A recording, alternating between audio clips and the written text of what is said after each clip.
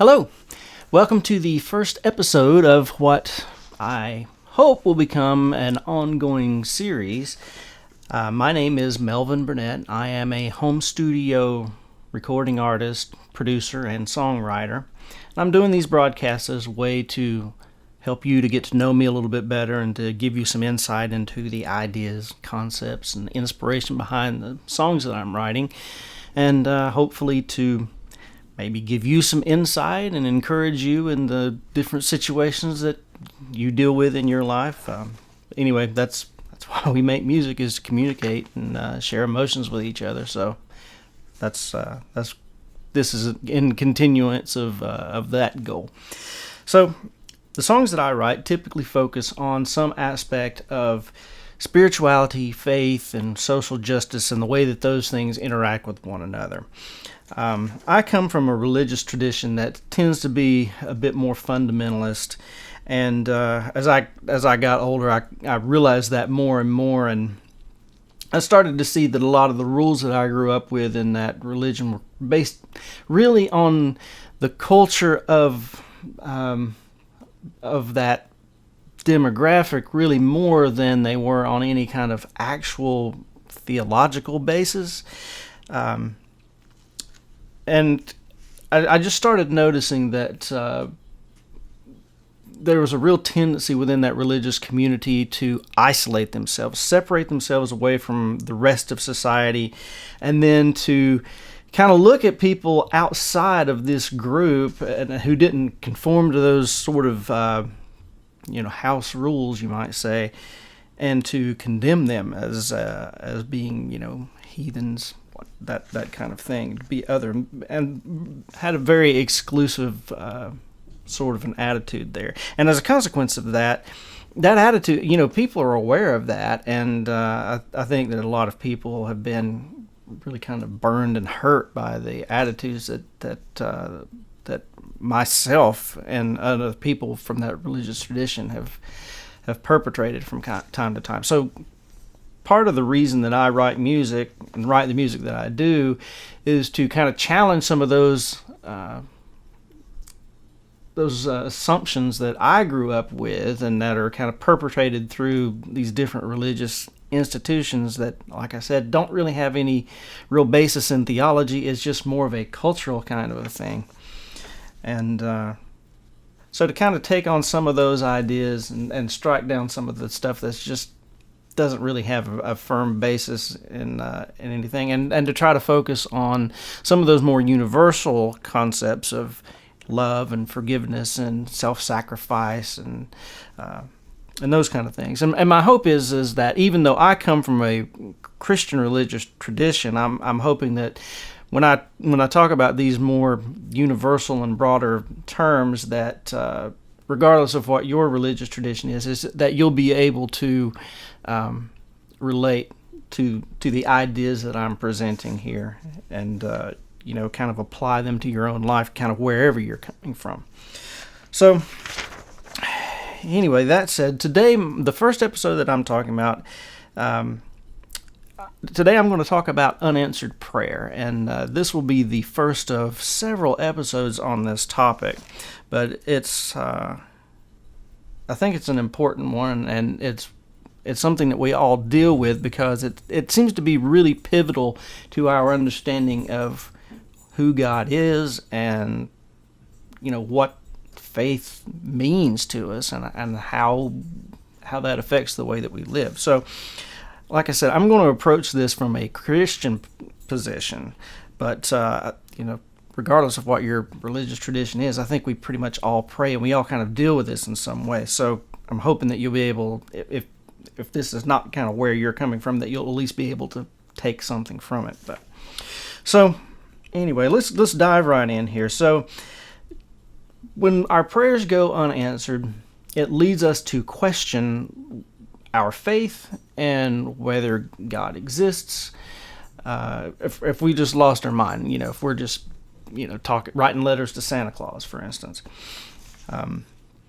And part of this is a confusion that we're all kind of taught that the Bible tells us to ask God for the things that we need, and He'll provide.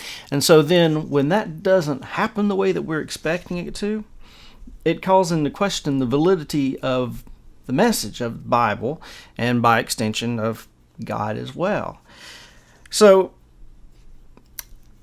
think about that. I want us to step back just a bit and consider the broader implication there. Is what we're suggesting is that if God doesn't answer the prayers that we pray the way that we're expecting Him to, that we just simply can't believe in a God that would respond to us that way.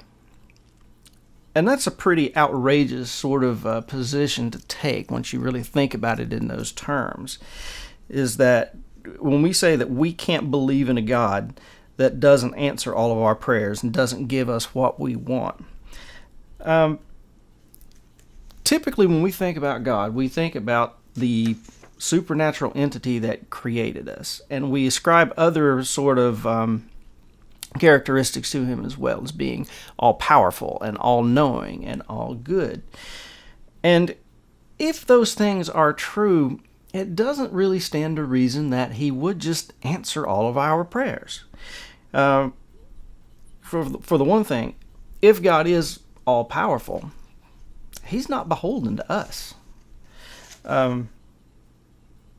It's kind of a more relevant question of, if God is all-powerful, why would He ever bother to answer any of our prayers?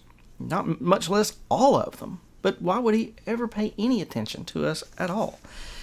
And it's not really hard for us to think about that kind of a God. There's certainly plenty of historical examples of that, of kind of malicious sort of or apathetic gods. Or you think about the gods from Greek mythology who, from time to time, they're either allies with mankind or they're adversaries to mankind, just sort of depending on how the wind's blowing that day.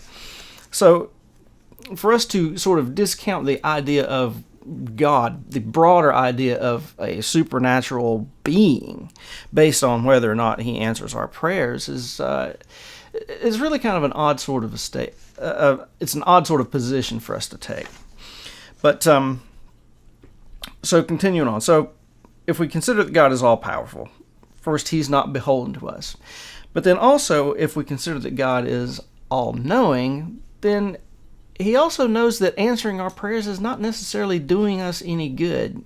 I mean, that would just be chaos, and He knows that. If all of us could just have whatever we wanted simply by praying for it, the world would be a really strange place. And I think that we would have a hard time believing in and respecting a God who created that sort of a universe for us to live in, that sort of a system for us to abide by. Just like sort of, bizarre, where reality is completely restructured just based on whatever kind of wacky idea we can come up with in the moment. I think that's really kind of counter to the ideas that we have of God as being, all-powerful and knowing and wise and consistent, those sorts of things. So I think that we have to come to an understanding of the balance between our perception of God as caring for us and wanting to provide for us and do the right thing by us, and also the contradictory, or maybe contradictory idea of just granting us everything that we ask for, because in the long term that's not really doing us any good. So there's a balance between giving us what we want and giving us what we need, and not giving us things that are going to do us harm. So that, I think that necessarily means that from time to time God is just going to have to tell us no, or just simply ignore the prayer. And when that happens, I don't think that gives us any kind of proof that God isn't there, because, as I've said before, it's not really hard for us to create a mental concept of a God who just doesn't always answer all of our prayers. And in fact, it's really kind of a more sensible version when we think about a God that doesn't just do whatever we ask Him for whenever we ask Him for it. So Anyway, I think that's all I'm going to do for right now, but I'll continue with this topic in the next episode, and thank you for sticking around and listening.